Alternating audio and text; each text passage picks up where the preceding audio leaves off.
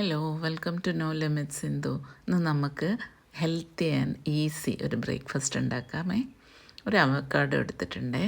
അത് ഇതേപോലെ ഒരു പാത്രത്തിലേക്ക് ഇട്ട് നമുക്ക് കുറച്ച് മല്ലിയില, ഒരു പിടി മല്ലിയില, ഒരു സവോള കുഞ്ഞതായിട്ട് അരിഞ്ഞിട്ട് അതിടണം.